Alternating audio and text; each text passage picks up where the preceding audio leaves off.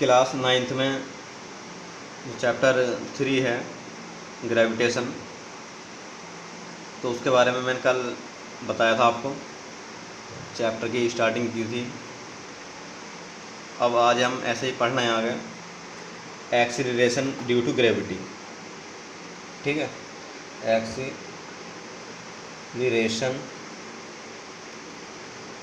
Due to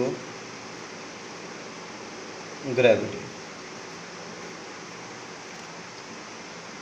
gravity के बारे में आपको बताया था कि जो हमारी अर्थ है वो किसी भी बॉडी को अपने सेंटर की ओर अट्रैक्ट कर रही है, तो ये जो प्रॉपर्टी है इसको हम बोलते हैं ग्रेविटी। ठीक है, अर्थ द्वारा किसी भी बॉडी को अपने सेंटर की ओर अट्रैक्ट करना, इसे क्या बोलेंगे हम, ग्रेविटी बोलते हैं। एक टाइप का एक्सीलरेशन ही होता है और यूनिट इसकी एक्सेलेरेशन वाली होती है, मीटर पर सेकंड स्क्वायर। तो यहाँ हम क्या काम कर रहे हैं, हमारे पास एक अर्थ है, ठीक है, ये अर्थ है और अर्थ का मास m है, सेंटर O है अर्थ का, रेडियस अर्थ की r है और इससे अर्थ से r डिस्टेंस पे, ठीक है, सेंटर से r डिस्टेंस पे कोई एक पॉइंट P है और यहाँ एक हमारे पास मास m है। ठीक है, तो अगर ये मास m है और अर्थ का मास कैपिटल M है, तो मैंने आपको बताया था कि न्यूटन के रूल के अकॉर्डिंग इन दोनों मास के बीच में एक फोर्स वर्क करेगा।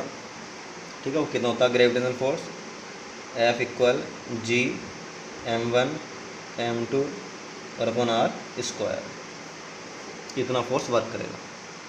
ठीक है, अगर हमारे पास दो मास बॉडी रखी हुई हैं जिनके मास आपको गिवन है r डिस्टेंस पे, तो उनके बीच में क्या होगा, एक फोर्स वर्क करेगा। कितना होगा वो, F इक्वल G m1 ये m हमारा केवल, ठीक है ना, m2 जो हमारा स्मॉल m है केवल, और अपन r स्क्वायर, जो दोनों मास के डिस्टेंस है। अब अगर ये बॉडी हमारे पास पॉइंट P से, ठीक है, फ्री फॉल हो रही है, अर्थ की ओर अट्रैक्ट हो रही है, तो इसका वेट वर्क करेगा। यहाँ पे कितना होता है वेट, F इक्वल mg, ठीक है, मास इसी बॉडी का होगा क्योंकि बॉडी तो ये आ रही है, ठीक है, mg ये होगा। फ्री फॉल कंडीशन है कि जब बॉडी नीचे की ओर गिर रही है, अर्थ की ओर आ रही है, सेंटर की ओर, तो दोनों फोर्स हैं, इक्विलिब्रियम कंडीशन में बैलेंस होने चाहिए। ठीक है, तो दोनों को इक्वल रख लेंगे। इक्वेशन 1 एंड इक्वेशन 2 यूजिंग, तो कितना हो जाएगा, ये आपको रहेगा mg equal G m1 m2 upon r square, m से m कैंसिल हो जाएगा, तो रहेगा small g equal Gm upon r square, ये रहेगा फॉर्मूला। ठीक है, इसका मीन्स है कि जो हमारे पास ग्रेविटी है, ग्रेविटी में और हमारे पास रिलेशन आ गया इसमें, स्मॉल g में और कैपिटल G में।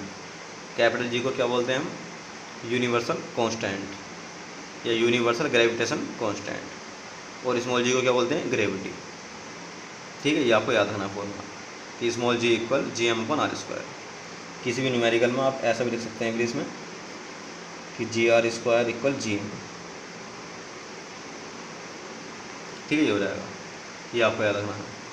ठीक है, और ग्रेविटी के बारे में मैंने आपको बताया है कि जो हमारी अर्थ है, अर्थ किसी भी बॉडी को अपने सेंटर की ओर अट्रैक्ट कर रही है, तो वो जो प्रॉपर्टी है उसे क्या बोलते हैं, ग्रेविटी बोलते हैं।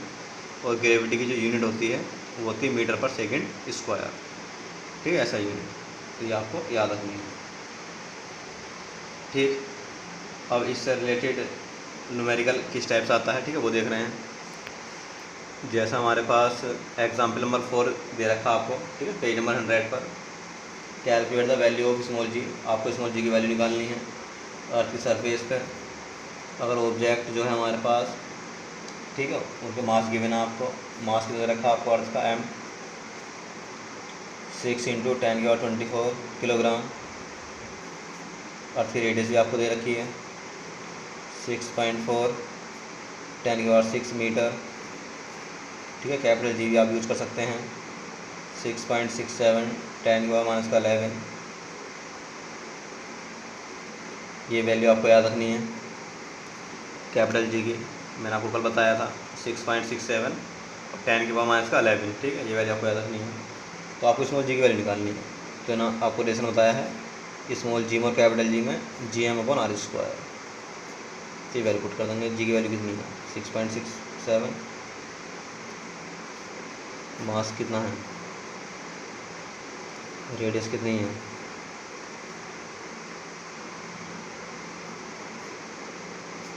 ये ठीक। तो इसको आप सोल्व कर सकते हैं।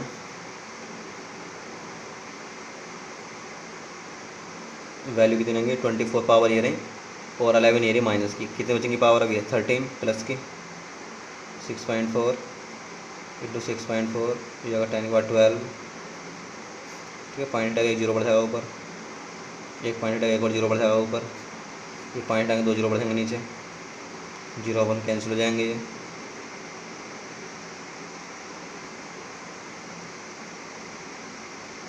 टेन की पावर कितनी बचेंगी ऊपर, ये 12 थी, ये 13 थी, 1 बचेंगी पावर केवल,